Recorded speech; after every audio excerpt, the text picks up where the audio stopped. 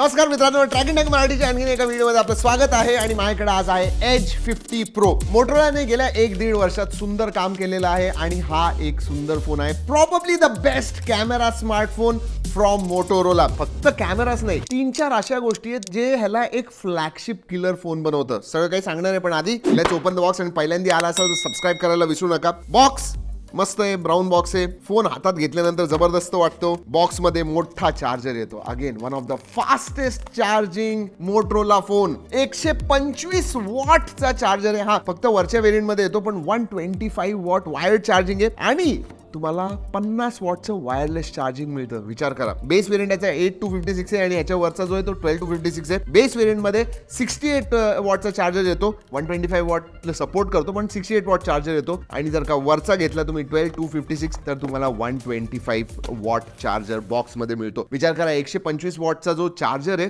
तो जवळ 5-5.5 हजाराला मिळतो. हे आजकाल दुसरे ब्रँड्स देतच नाही अडॅप्टर. सो मोटोरोला वेल डन. 5-5.5 हजाराचा अडॅप्टर बॉक्स मध्ये द्यायचं म्हणजे it is a big thing. आणि याची प्राइस 30,000च्या खाली आहे. हो, ऑफर्स बरोबर 30,000च्या खाली मोटो एज 50 प्रो येतो तुम्हाला. आणि त्याच्यासाठी जबरदस्त फीचर आहेत. फॉर एक्झाम्पल डिस्प्ले, मोठा डिस्प्ले आहे. 6.78 इंचचा कर्व्ड डिस्प्ले आहे मित्रांनो. तेवढंच नाही, 144 हर्ट्ज फास्ट रिफ्रेश रेट आहे. आणि तुम्हाला पॅन्टोन व्हॅलिडेटेड कलर्स मिळतात. पॅन्टोनची बरोबर जी पार्टनरशिप आहे ना मोटोरोलाची, ती अजून डीप झाली आहे. फक्त डिस्प्लेसाठी नाही तर कॅमेरामध्ये सुद्धा त्यांनी त्यांचं स्किन टोन आणि कलर व्हॅलिडेशन दिलंय. So that is also there. 2000 nits peak brightness आहे. HDR10+ ला सपोर्ट आहे.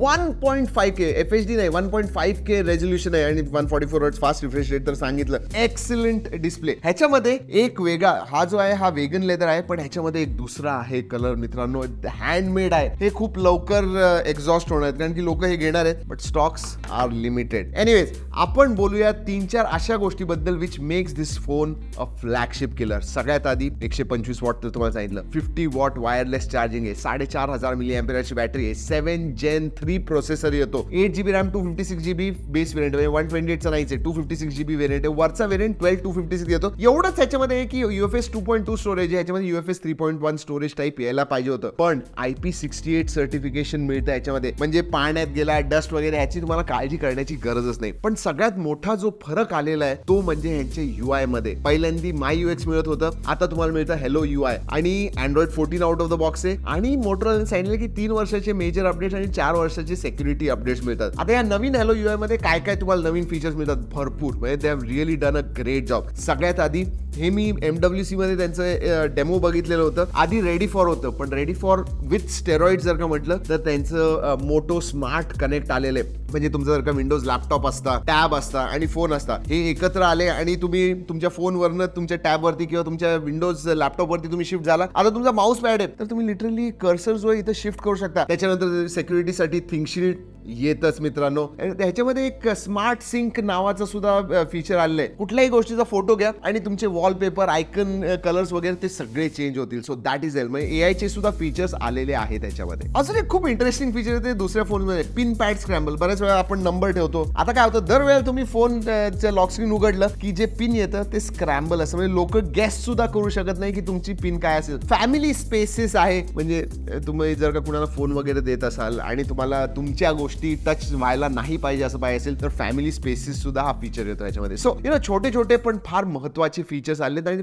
फार युजफुल सुद्धा आहे. बाकी कनेक्टिव्हिटीच्या बाबतीत एकदम नेक्स्ट लेवल आहे. Wi-Fi 6, Bluetooth 5.4 येतं. त्यानंतर तुम्हाला VO येणार, व्हॉइस ओव्हर 5G वगैरे मिळतं. That is excellent. सेन्सर सगळे येतात. NFC सुद्धा तुम्हाला मिळतं याच्यामध्ये. मल्टीमीडियासाठी जबरदस्त फोन आहे. 2000 निट्स ब्राईटनेस आहे. कलर्स जबरदस्त मिळतात. हो, नेटफ्लिक्स मध्ये HDR चा सपोर्ट नाहीये, पण स्टिरिओ स्पीकर्स येतात, डॉल्बी एटमॉस ट्यून. आणि डिस्प्ले तर video viewing experience is going to be absolutely great. तर मल्टीमीडियासाठी सुद्धा हा फोन खरंच खूप चांगला आहे. पण स्टँड आउट जी गोष्ट आहे आणि इतर मोटोरोला फोन पेक्षा खूप जास्त इम्प्रूव्ड आहे ते म्हणजे ह्याचा कॅमेरा. कॅमेरामध्ये पॅन्टोन बरोबर जी पार्टनरशिप त्यांनी केली आहे, त्यामुळे तुम्ही जे फोटो काढता तेव्हा जे स्किन टोन्स वगैरे येतात, जे कलर्स वगैरे दिसतात ते खरंच खूप ॲक्युरेट आहे. जर का मी स्पेसिफिकेशन्स बद्दल सांगायचं झालं, 50 मेगापिक्सेलचा प्रायमरी सेन्सर आहे जो OIS ला सपोर्ट करतो. दुसरा जो आहे तो 13 मेगापिक्सेलचा अल्ट्रा वाईड आहे. आणि तिसरा जो आहे तो 10 मेगापिक्सेलचा टेलिफोटो आहे जो तुम्हाला 3x झूम देतो. अल्ट्रा वाईड जो आहे त्याचं FOV चांगला आहे. जो प्रायमरी सेन्सर आहे त्याचा अपर्चर सुद्धा खूप वाईड आहे, f1.4 येतं. त्यामुळे लो लाईट मध्ये सुद्धा तुम्ही जेव्हा फोटो काढता खूप जास्त लाईट येतं अँड दॅट्स वाय तुमचे फोटोज वगैरे ते खूप चांगले येतात. पुढे सुद्धा आहे मित्रांनो सेल्फी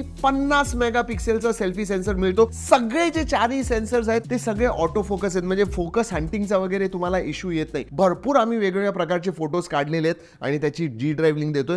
नक्की जाऊन बघा जर का तुम्ही विचार करत नसाल. लक्षात ठेवा याची प्राइस जी आहे 12 to 56 व्हेरियंट एक 4-5 हजारांनी जास्त 34-35 हजाराला येतो, पण त्याच्यामध्ये 128 चार्जर आहे. बेस व्हेरियंट जो आहे तो फक्त 68 वॉट अडॅप्टर वर येतो, त्यामुळे 3-4 हजाराचा फरक आहे. पण ह्या प्राइस मध्ये जर का मी सांगायचं झालं 30 हजाराच्या खाली ह्याचा camera one of the better camera, म्हणजे टॉप 2 टॉप 3 मध्ये नक्कीच येईल असा आहे. जर का व्हिडिओग्राफी बद्दल सांगायचं झालं तर 4K 30 FPS प्रायमरी सेन्सर येतो आणि बाकीचे सगळे जे ते 1080p at 60 FPS आहे. OIS जे आहे ते प्रायमरी सेन्सर आणि टेलिफोटो मध्ये सुद्धा सपोर्ट करतो. म्हणजे टेलिफोटो मध्ये तुम्हाला माहिती आहे जेव्हा झूम करता शेक वगैरे होतं तेव्हा OIS चा जास्त फायदा होतो. सो ओव्हरऑल कॅमेराच्या बाबतीत डेफिनेटली खूप जास्त इम्प्रूव्हमेंट केली आहे मोटोरोलाने मोटो एज 50 प्रो मध्ये. फायनली परफॉर्मन्स बद्दल सांगायचं झालं 7 Gen 3 हा चांगला प्रोसेसर आहे. म्हणजे CPU थ्रॉटल टेस्ट आम्ही रन केली तेव्हा 51-52% आलं, जे इतकं चांगलं नाही. पण ऍक्च्युअल प्रॅक्टिकली तुम्ही जेव्हा यूज करायला जाता मित्रांनो तर तुम्ही जेन्शिंग इम्पॅक्ट जो खूप हेवी गेम आहे तो सुद्धा 42-43 FPS वरती तुम्ही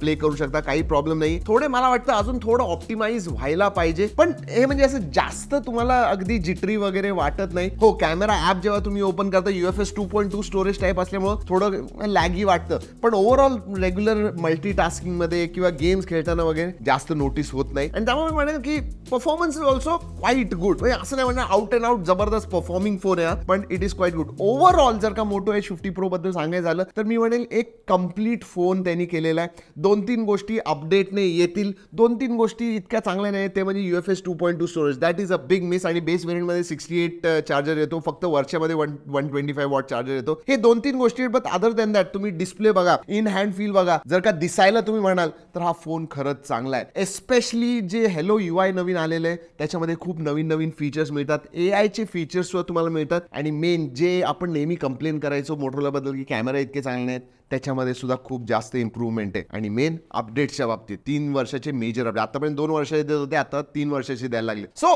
आय एम सेइंग की Motorola is heading in the right direction. आणि जे आम्ही सांगतोय कन्झ्युमर्स वगैरे सांगतायत ते मोटोरोला नक्की ऐकतंय, and that is always a good thing. कसं वाटलं तुम्हाला मोटो एज 50 प्रो?